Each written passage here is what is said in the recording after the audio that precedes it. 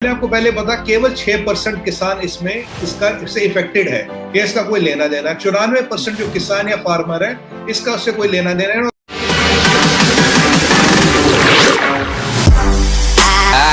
था ये जो हमारे प्रधानमंत्री मोदी जी, वो जब आए थे, उन्होंने बोला था भाई 2022 तक मुझे जो किसान है उसकी इनकम को डबल करना है।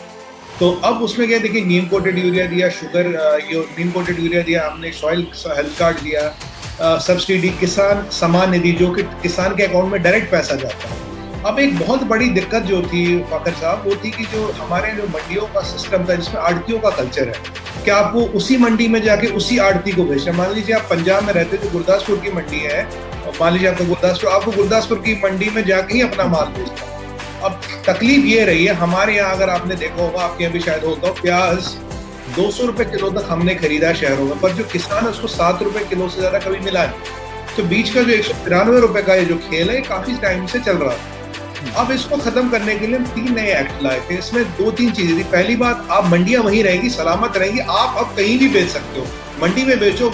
आप देश की पूरी तमिलनाडु की मंडी में बेचो, आंध्र प्रदेश की मंडी में बेचो, या अपने स्टेट की कहीं और मंडी में बेचो, आपको उसी मंडी में जाने की कोई जरूरत नहीं। दूसरी बात, आपसे कोई कंपनी देश की विदेश की डायरेक्ट आपसे कॉन्ट्रैक्ट करे, आप उनके साथ डायरेक्ट कॉन्ट्रैक्ट करिए। अगर आपको ज्यादा प्रॉफिट हो रहा आप वहां बेच सकते हैं। और तीसरी बात जो हुई थी, इसमें एक शुभा आया था, भाई कहीं कोई हमारा लैंड मॉर्टगेज तो नहीं कर सकता, कोई हमारी जमीन का टाइटल तो नहीं ले सकता। ये बिल्कुल क्लियर करके कोई जमीन का टाइटल नहीं लेगा। अब इसके पीछे की मंशा क्या है, इसका लाभ या फायदा क्या है? देखिए, फूड प्रोसेसिंग इंडस्ट्री इंडिया में अभी $500 बिलियन की है, $500 बिलियन, और इसका अंदेशा है कि 10 साल में $2 ट्रिलियन केवल फूड प्रोसेसिंग इंडस्ट्री हो सकती है। अब हमें कोल्ड स्टोरेज लगानी है, बाहर से इन्वेस्टमेंट आएगा, उसके लिए ये जो पुराना सिस्टम था, इसको खोलने की जरूरत है। किसान को कई सारे ऑप्शन दिए, आप मंडी में बेचिए, आप बाहर बेचिए, आप किसी और को बेचिए, जिसको मर्जी आप बेचिए, जो आपको सही पैसे दे आप उसको बेचिए। इससे काफी लोगों का जो ताना बाना था, आप समझते हैं आपके हमारे मुल्कों में क्या होता है, सिस्टम बोलते हैं, वो हिल गए। जब ताने बाने हिल गए तो उन्होंने बोला भाई ये होगा, वो शक व शुबा वाली बात हो गई। कुछ नेता आए, सड़क पे बैठे, क्योंकि देखिए हमारे यहाँ एक किसान नेता, वो कहते हैं भाई मैं तो 32 साल बाद दिल्ली आया हूँ। तो उसका कहने का मतलब 32 साल बाद मुझे ये अपॉर्चुनिटी मिली है नेतागिरी करने की, मैं कुछ होगा उसको, जबकि इसका फायदा केवल और केवल किसान को। और सबसे बड़ी बात, आपने एक वर्ड सुना होगा, MSP, मिनिमम सपोर्ट प्राइस। अब फखर साहब, आपको जान के हैरानी होगी, केवल 6% किसान MSP पे खरीदते और बेचते हैं, तो 94% अब भी MSP पे कवर्ड नहीं है। तो अगर ये किसानों का आंदोलन नहीं है, कुछ पार्टियां हैं, कुछ पॉलिटिकल सिस्टम है, कुछ इकोसिस्टम है जो इफेक्ट हो गए, उन्होंने तमाशा खड़ा किया। और अभी उन्होंने 26 जनवरी को किया, इसमें कुछ खालिस्तानियों का हाथ था, क्लियर आया है। इसमें कुछ आपके ISI का भी कुछ लेना देना सामने आ रहा है, कुछ यूके से पैसा आया, कुछ अमेरिका से पैसा आया। तो ये सब चीजें थी कि भाई 26 जनवरी के दिन एक डिस्ट्रप्शन क्रिएट करना, एक खून खराबे का माहौल हो, और इंटरनेशनल मीडिया में खबर ये जाए कि 26 जनवरी के दिन भारत ने निहत्थे अपने किसान मारे। पर luckily thanks to Delhi police ये नहीं हुआ। अब ये जो मसला है सारा खत्म हो रहा, उन्हें इवैक्यूएशन ऑर्डर दिया गया और लोगों को समझ आ गया। सबसे इंपॉर्टेंट बात क्या फखर साहब, लोगों को समझ आ गया भाई ये कोई मसला है ही नहीं, ये एक पॉलिटिकल साजिश थी, एक पॉलिटिकल जमावड़ा था।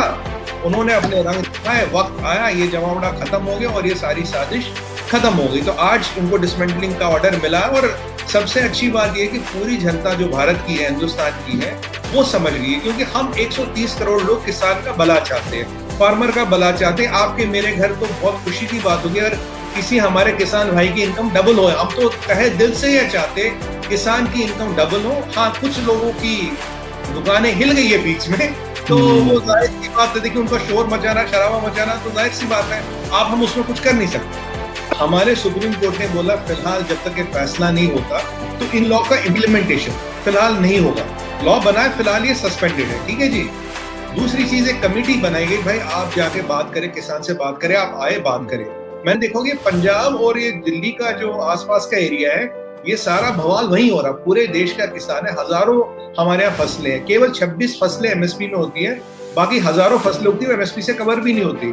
और पूरे देश में आपने देखो कहीं नहीं हुआ। तो अब जब ये कमेटी बनी फखर साहब, इन्होंने बोला नहीं जी हम कमेटी को भी नहीं मानते, हम सुप्रीम कोर्ट भी नहीं मानते। फिर उन्होंने बोला जी देखिए आप हमें, और गवर्नमेंट ने एक बहुत अच्छा प्रपोजल आया, उन्होंने बोला देखिए जी जब तक फैसला नहीं होता 1.5 साल तक हम इन लॉज को होल्ड करके रखें। जब 1.5 साल में हमारा फैसला हो जाएगा तो फिर उनको इम्प्लीमेंट करेंगे। टेक्निकली देखा जाए तो फखर साहब मजे की बात है, आज के डेट में this law does not exist, this law is not implemented on the ground. अगर लॉ एग्जिस्ट नहीं करता, इम्प्लीमेंटेड ग्राउंड नहीं है, 1.5 साल का विंडो है, तो ये प्रोटेस्ट क्यों है? प्रोटेस्ट केवल पॉलिटिकल है, प्रोटेस्ट पॉलिटिकल। अगर पूरा किसान को वाकई लगता भाई ऐसा हो रहा है, तो अभी देखिए पूरे इंडिया का किसान आ गया होता, एक पॉकेट का किसान क्यों आया है? और गवर्नमेंट ने क्लियर स्टैंड ये किया, बोले देखिए जी हम आपसे तभी बात करेंगे जब ये 1.5 साल का फ्रीज मानेंगे, आप घर जाइए, बात के दरवाजे खुलने हैं आपको। हमने एक और चीज भी गवर्नमेंट ने बोली थी, तो भाई एक एक पॉइंट बाई पॉइंट, अगर आपको किसी क्लॉज, किसी लाइन, किसी सब लाइन से तकलीफ है बोलिए, बट आप आ रहे जी भाई मेरे को तो हटाओ, जी ये हटाओ, मेरे को नहीं चाहिए। देखिए साहब, लॉ पार्लियामेंट में बनते हैं, पार्लियामेंट लोगों के वोट से इलेक्ट होता है।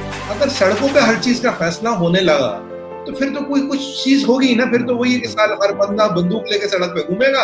अब जिसके पास जितनी ज्यादा बंदूक है, जितनी तलवारें उसकी चलेगी, फिर तो हम हजारों साल पीछे जा रहे हैं स्पीड में। पर हाँ, ये अब लोगों को समझ आ गया है, और सबसे बड़ी जो हमने इससे चीज सीखी है कि जो भी रोड बंद करता फखर साहब, किसी भी कंट्री में करे ना रोड बंद, उसके इरादे कभी ठीक हो ही नहीं सकते, उसकी नीयत में खोट है। अगर आपकी नीयत में खोट नहीं है तो आप रोड बंद नहीं करोगे।